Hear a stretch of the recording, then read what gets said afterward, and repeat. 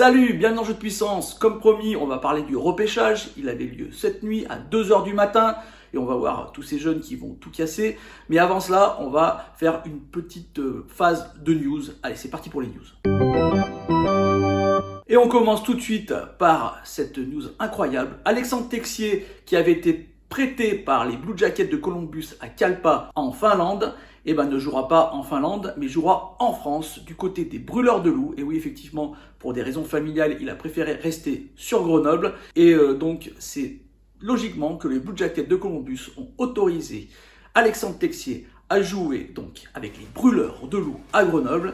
Et en plus, il commencera sûrement ses matchs vendredi contre les Dragons de Rouen. Alors vraiment un gros duel entre les deux meilleures équipes de la Ligue Magnus. Et tout ça, ça sera en direct sur la chaîne Sport France. Une chaîne que vous pouvez retrouver, je crois, sur presque toutes les plateformes. Quelques news du côté du Canadien de Montréal avec cet échange de dernière minute. Là, ça arrivait cette nuit.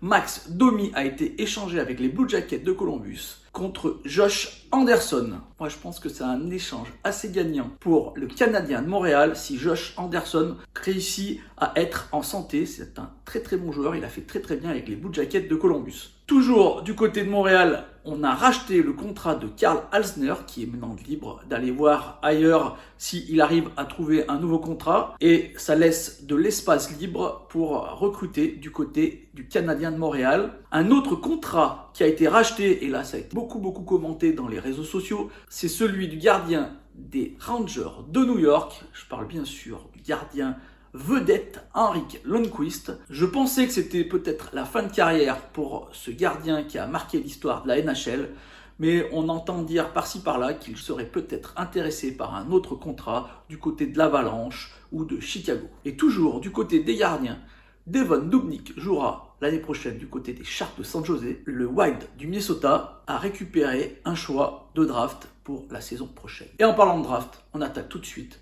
sur ce qui a été la news vraiment très importante de la nuit dernière, le premier tour de draft 2020.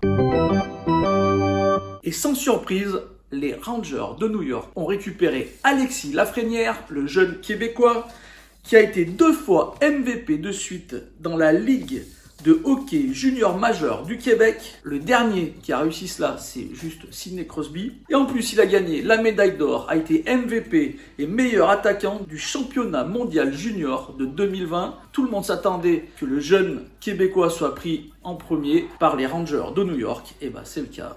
Alexis Lafrenière jouera donc du côté de New York. Le deuxième choix, c'est un Canadien, là aussi, c'est Quinton Byfield. C'est les Kings de Los Angeles qui l'ont récupéré. Il jouait l'année dernière dans la Ligue de hockey de l'Ontario. Il a été le 5e meilleur marqueur de la Ligue avec 1,82 points par match, 32 buts, 50 passes décisives et 82 points, et tout ça en 45 matchs. Et lui aussi, il a participé à la victoire du Canada en 2020 dans les championnats mondiaux juniors. Encore un Canadien. Et non, le troisième choix de draft n'était pas un Canadien, mais un Allemand. Et oui, il faut dire que l'école allemande est très forte, arrive à sortir des joueurs presque chaque année. C'est assez incroyable.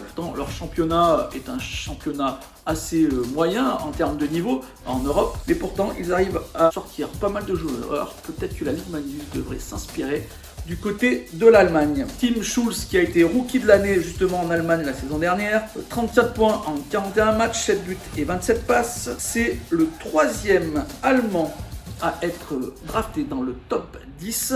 L'année dernière, il y en avait un autre, l'école allemande, comme je vous l'ai dit, Moritz Seider à la 6e place.